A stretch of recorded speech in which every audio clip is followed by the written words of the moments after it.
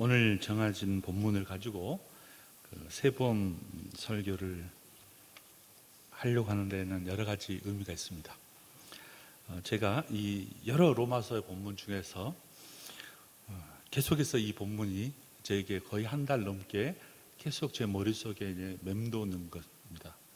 어떻게 하면 내가 신자인데 내가 어떻게 하면 신자의 삶을 살아가고 그 특권을 누릴 수 있는가?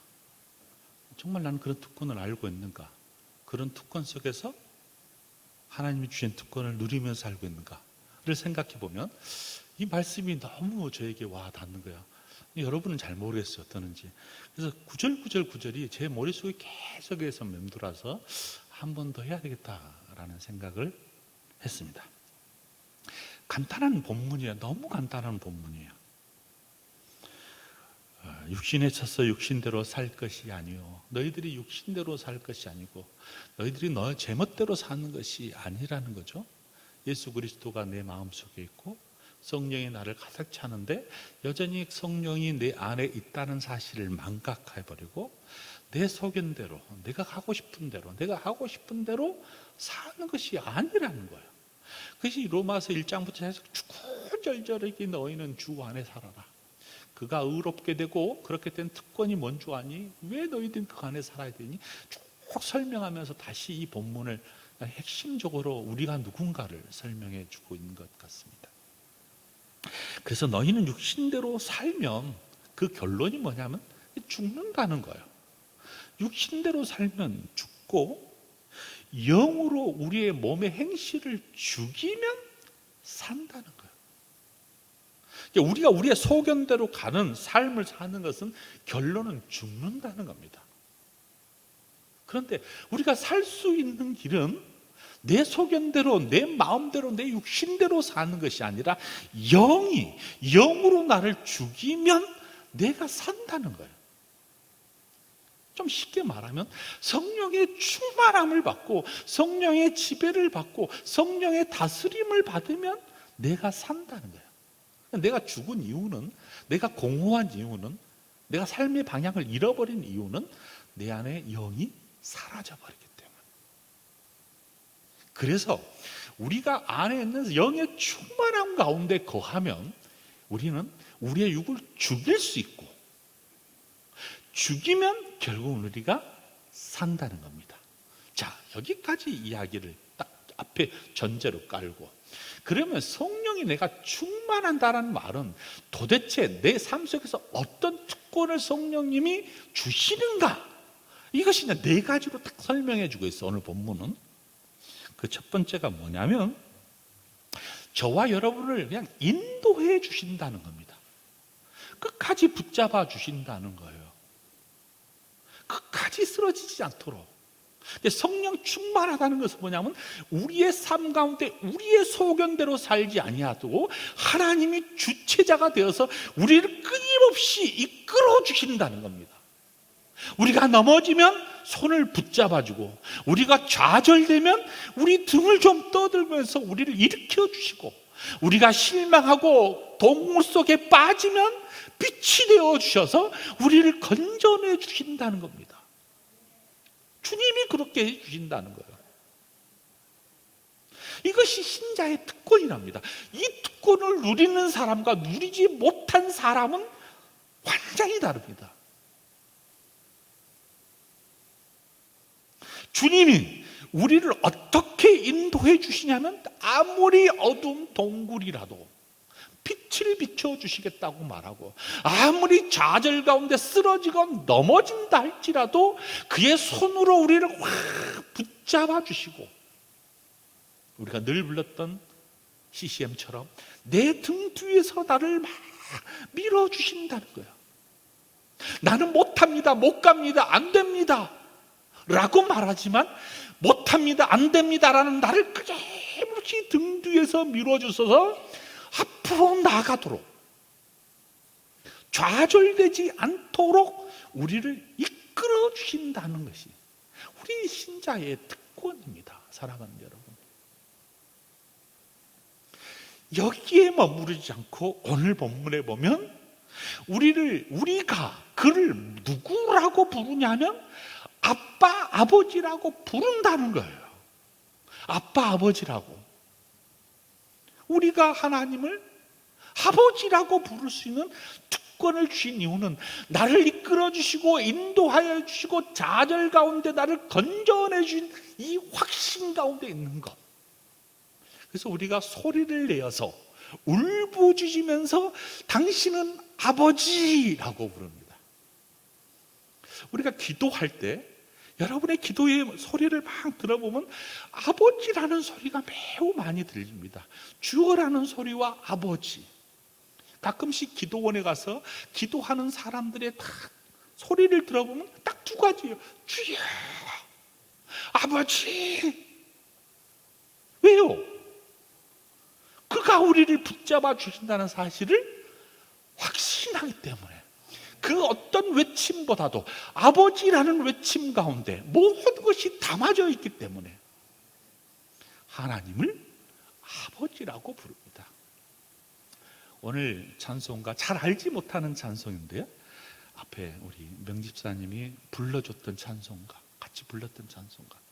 저도 이 찬송가를, 이 CCM 곡을 한 달 내내 불렀습니다. 그래서 같이 한번 부르고 싶어서 우리 명집사님한테 주중에 제가 카톡을 했어요. 그랬더니 명집사님이 뭐라고 한 줄 아십니까? 목사님, 나도 이 곡에 2주 이상 이 곡으로 계속 은혜 받고 있습니다. 라는, 와, 텔레파시가 통해버린 거예요. 여러분 그런 적 있습니까? 짜지 않았어요. 전혀 짜지 않았는데 자기도 이 2주 동안에 이 찬양이 그냥 입에 맴돌았다는 거예요. 저는 한 달 동안 그랬거든요. 야, 그러면 이 곡 좀 가르쳐 주세요. 이 곡 같이 한번 부르고 싶어요. 라고 제가 얘기했습니다. 너무 심플한 가사요. 딱 2마디, 4마디가 반복돼요. 주 손 날 붙드시네, 영원한 피난처 되시네, 깊은 한숨 속에도 변함없이 우리를 일으키시네, 주 내 아버지 크신 팔로 나를 덮으시네, 주 내 큰 능력 변함없이 우리를 일으키시네. 이 단어들이 계속 반복돼요. 그래서 이 영상을 좀 틀어주시면서 좀 더 배웠으면 좋겠다는 생각이 들어서 한번 제가 부탁을 했습니다. 가사 잘 한번 보십시오.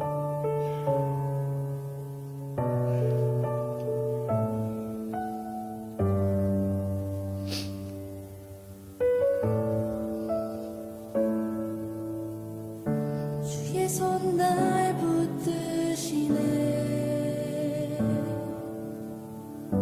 영원한 피난처 되시네, 깊어진 한숨 속에도 변함없이 우리를 일으키시네. 주 내 아버지 크신 팔로 날 덮으시네, 주는 내 큰 능력 변함없이 우리를 일으키시네.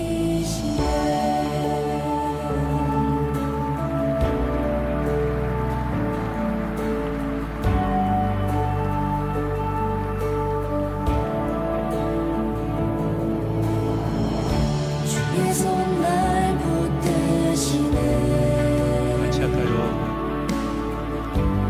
영원한 피난처 되시네, 깊어진 한숨 속에도 변함없이 우리를 일으키시네. 주 내 아버지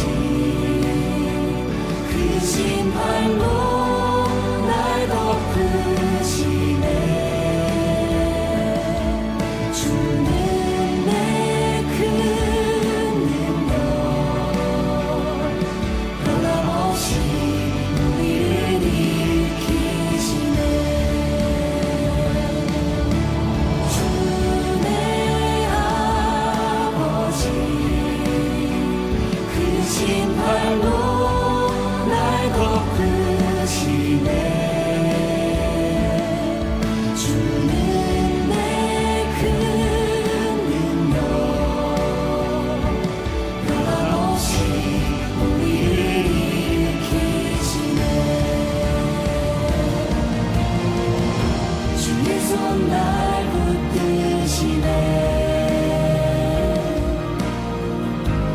영원한 피난처 되시네.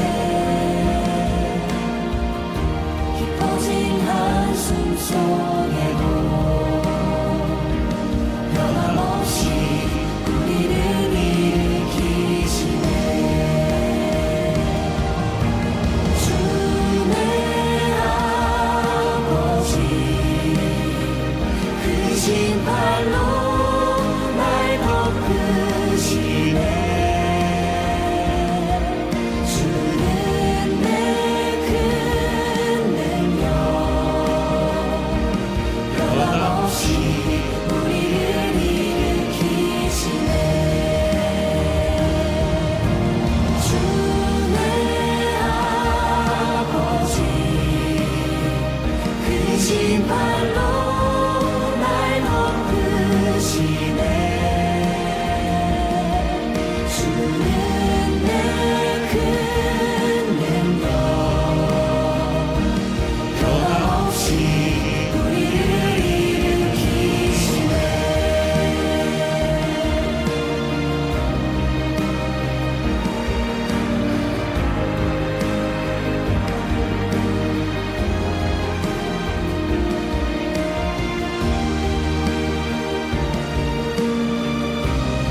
주의 손 날 붙드시고 영원한 피난처 되시며 깊어진 한숨 속에도 변함없이 우리를 일으키시네.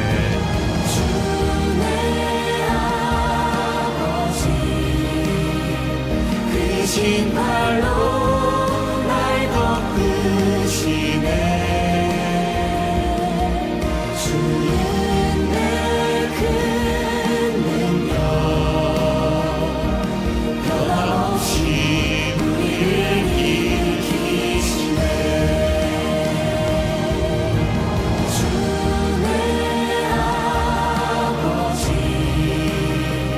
크신 팔로 날 덮으시네. 주는 내 큰 능력 변함없이 우리를 일으키시네. 주의 아버지 크신 팔로 크신 팔로 날 덮으시네. 덮으시네. 주는 내 큰 능력 변함없이 우리를 일으키시네. 변함없이 우리를 일으키시네. 아멘.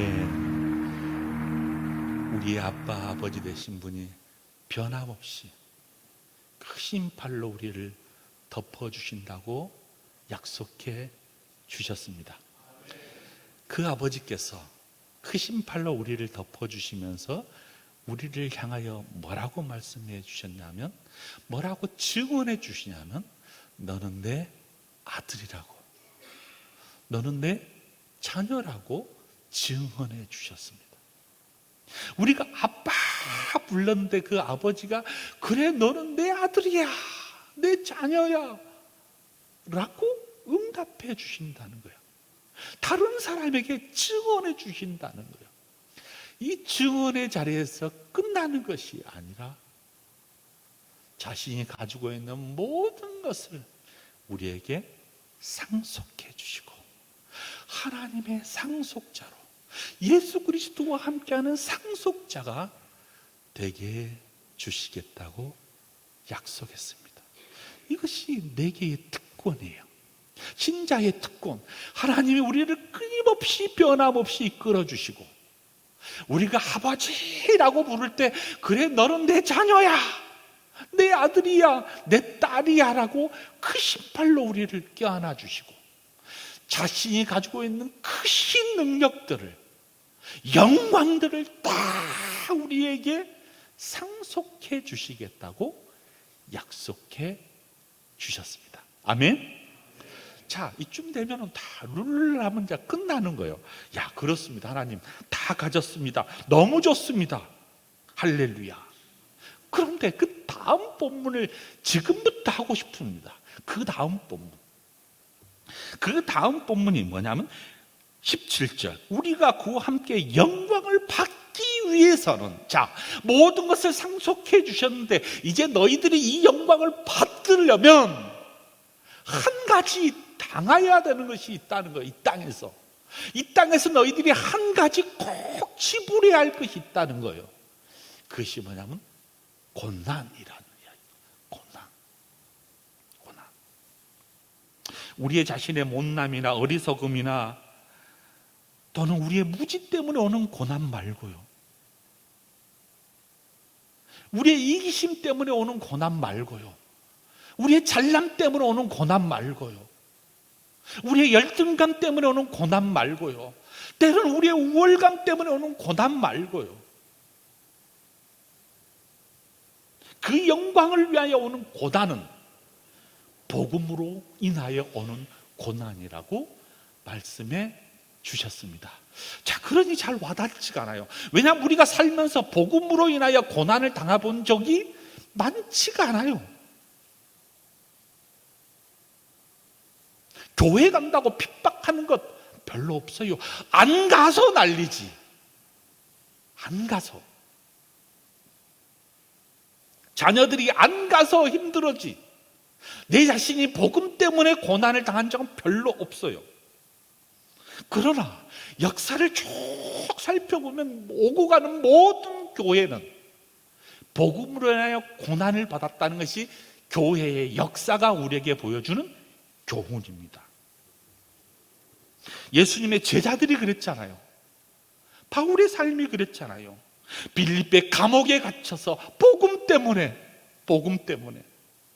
예수 믿고 구원받아라고 하는 이 단순한 메시지 때문에 빌립보 감옥에 갇혀 있는 삶을 사도행전 16장에서는 너무 리얼하게 우리에게 말씀해 주셨잖아요. 그리고 자신의 삶을 되돌아보면서 고린도 후서 12장 23절부터 28절까지는 이렇게 자신의 고난을 소개합니다. 그들이 그리스도의 일꾼이니 정신없는 말을 하거니와 나는 더욱 그러하도다.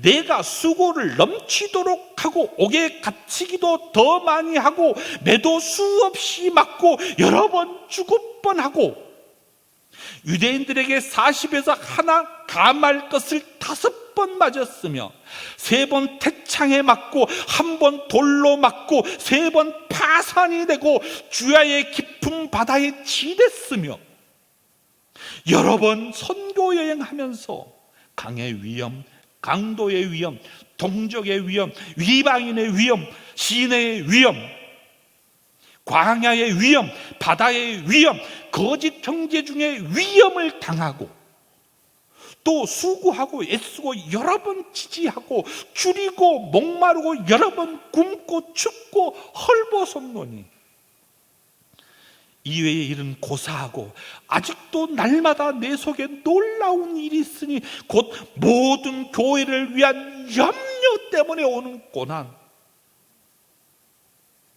바울이 이런 고난을 당했다고 이야기합니다. 우리랑 좀 먼 이야기 같지 않아요? 우리가 언제 복음 때문에 파산당하고 동족의 위험을 당하고 형제 중에 위험을 당하고 굶주려보고 추워먹고 헐벗은 적이 있나요? 없어요. 별로. 선교의 모든 하나님의 일꾼들은 여전히 그랬어요. 한국교회 초기도 그랬어요. 초기도. 예수님의 제자 도마 보실까요? 도마는 얼마나 처참한 인생을 삽니까? 예수님을 부인하고 예수님을 믿지 않겠다고 예수님 부활 웃긴 소리 하지 말라고 의심에 가득 차 있었던 도마, 주님께서 도마에게 나타나서 자신의 손자국, 자신의 옆구리에 창자국 보여주면서 부활했다는 사실을 증언해 주었습니다. 확인시켜 주셨어요. 그리고 성령의 충만함으로써 그가 삶의 변화를 일으키잖아. 그래서 저 인도 끝자락까지 가가지고 순교하는 모습을 보게 됩니다. 그림 띄워주세요. 도마가 순교한 성 토마스 언덕, 겟나이라는 언덕이 있다고 합니다. 다음, 그쪽에 보면 지금 그 도마의 순교 현장에서 세워져 있는 교회입니다. 성 토마스, 성 도마겠죠? 도마의 언덕이라고 부른 그 도마가 순교한 그 순교의 터전에서 교회가 세워졌습니다. 베드로는 어땠습니까? 십자가에 거꾸로 매달려 죽었어요. 자기는 예수님처럼 매달아 죽은 것이 아니라 거꾸로 매달라서 죽을 만큼 복음을 위하여 순교를 각오하고 결국 그 자리에서 고난을 받으며 순교했습니다. 점프해 보면 16세기도 동일해요. 종교개혁자 칼빈도 그랬어요, 여러분. 그 얼마나 종교개혁하면서 고난을 당했는지 알 수 없습니다. 결혼을 했는데 아이가 얼마 2년 되지도 않은 아이가 죽습니다. 자기 부인도 그 후에 얼마 지지 않아서 죽습니다. 그리고 혼자 독신으로 살면서 여생을 보내면서 선교, 대화, 회의, 매일 설교, 주일날 설교, 그러면서 한평생 살아가면서 그의 초상화 모습을 한번 보시면 얼굴이 확 거의, 자, 그림, 자, 저런 모습입니다. 초상화를 저렇게 그렸어요. 그냥 칼빈 생각하면 얼굴이 그냥 결국은 55세에 온갖 잡다한 질병과 함께 죽습니다. 왜? 예수님 때문에, 복음 때문에. 성경이 왜곡된 이 성경을 다시 본래의 자리로 돌아가기를 소망하면서 순교하지는 않았으나 그의 인생의 거의 끝자락에 순교하는 자세로 복음을 위하여 살아간 사람입니다. 모라비안은 또 어땠나요? 모라비안. 경건주 헤르누트 공동체가 있었어요. 제가 갔던 골목이에요. 저기는 찐젠도르프가 헤르누트라는 공동체, 야누스 후예들이 모여서 피난을 가면서 독일의 조그마한 마을에서 모라비안을 형성합니다. 이 골목길 있잖아요. 이 골목길 옆에 보면 무덤이 쫙, 다음 PPT.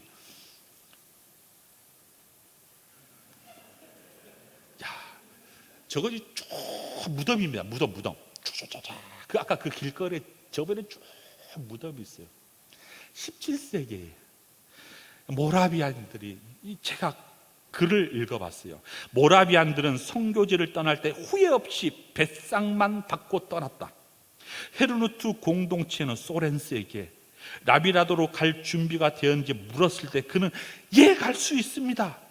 만약 내게 신발 한 켤레만 주어진다면 내일이라도 당장 떠나겠습니다 라고 고백할 정도로 세계 선교를 향하여 열방의 복음을 갖고 갈 사람. 그래서 각자 다 이 조그만의 마을에 살았던 사람들이, 모라비안들이 세상의 열방에 흩어져서 복음을 전하다가 다시 이곳에 와서 무덤, 이게 100년 동안 일어났던 유명한 헤르누트 공동체입니다. 지금도 갔더니 쫙 무덤이 있어요. 선교사로 갔던 사람들. 170년대 증기선도 없이 범선을 타고 수개월에 거쳐 오지 선교사로 가면서 복음을 전했던 사람들, 역사의 흔적에 있었던 사람들이에요. 복음이 그냥 전달된 거 아니에요, 여러분. 복음과 함께 고난을 당한 사람들, 복음과 함께 고난을 당하기를 즐거워했던 사람들이 있어서 지금 저와 여러분에게 있는 거예요.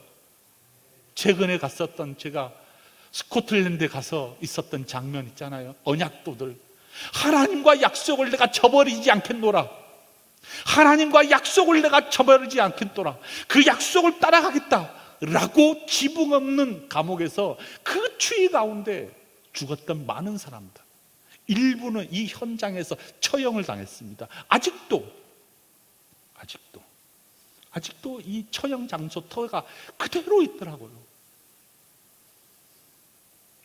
중국 교회는 어떤가요? 중국 교회 중국 공산당이 왔더니 이 사람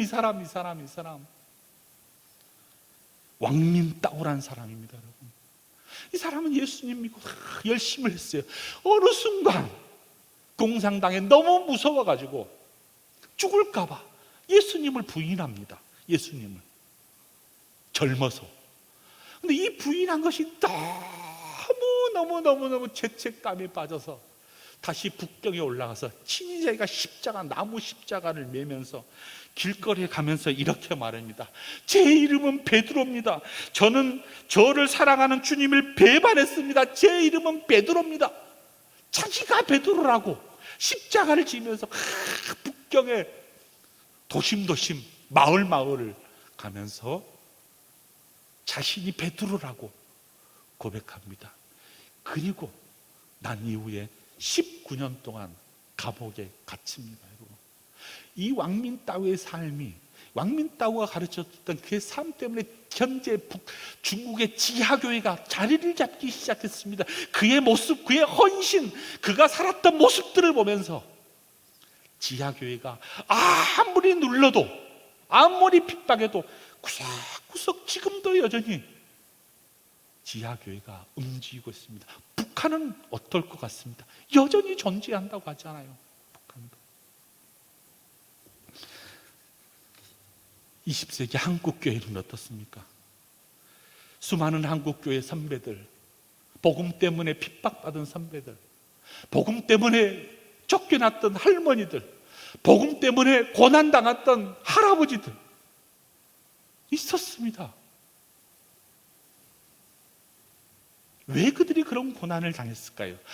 물론 지금 고난은 하늘의 영광과 비교할 수 없을 만큼 연약한 거지만 그래도 영광을 얻기 위하여 기꺼이 복음을 향하여 달려갔던 위대한 신앙인들. 사랑하는 여러분, 우리 강성교회가 그런 신앙인들의 삶의 흔적들이 그래도 조금이라도 남기를 주님의 이름으로 축복합니다. 또 찾아보면 우리 안에 또 다 그런 흔적들이 있어요. 거창한 것은 아니지만 여전히 삶의 한가운데서, 여러분이 섬기는 기관에서, 여러분이 섬기는 곳곳에서 이름도 없이 빛도 없이 무명으로 열심히 봉사하는 사람들, 이름도 없이 빛도 없이 열심히 복음을 전하는 사람들, 일주일에 한 번씩 주보를 나눠준 사람들, 집에 주보를 꽂은 사람들, 예수 믿으라고 그래도 한 번 외쳐본 사람들 있습니다. 지금도. 여러분, 결국 고난은 영광을 이루는 길이요 통로라고 하지 않습니까? 우리가 받은 고난은 우리 홀로 받은 것은 아닌 것 같습니다. 우리는 홀로 받는다면 견딜 수 없는 연약한 자들이에요. 우리가 받는 고난은 그리스도와 함께 받는 고난이기에 이 고난은 견뎌낼 수 있다는 겁니다. 사랑하는 여러분, 힘들지만 어렵지만 그래도 묵묵하게 여러분이 섬기는 현장에서, 삶의 자리에서, 그리고 삶을 섬기는 구역에서, 그리고 각자 처한 교사면 교사, 성가대면 성가대, 주차장이면 주차장, 주방이면 주방, 그리고 매일 저녁에 봉사하는 우리 로뎀홀에서 봉사하는 사람들, 70인의 기독교 일꾼들, 여러 사람들이 있으니까 그래도 우리 교회가 가장 견고히 서가는 모습을 바라봅니다. 여러분, 우리 모두는 다 인생은 광야길을 살아갑니다. 이스라엘 광야 40년 쉬운 길이 아니었습니다. 아브라함에게 거대한 축복을 해줬지만 아브라함 삶조차도 보이지 않는 그 가운데 묵묵히 하나님의 영광을 향하여, 그 영광을 위하여 고난을 즐겨하며 기꺼이 받으면서 나갔던 사람들, 구름 기둥, 불 기둥으로 우리를 인도해 주신 그 인도의 맛을 느끼면서 살아갔던 이스라엘 백성들. 사랑하는 하나님은 여전히 고난 가운데서도 우리의 손을 붙들어 주시고 크신 팔로 우리를 덮어주시는 사실을 주님의 이름으로 간절히 그 사실을 믿고 고백하는 저와 여러분 되기를 주님의 이름으로 축복합니다. 아멘. 우리 함께 찬양을 같이 하도록 하겠습니다. 좀 전에 불렀던 찬송입니다.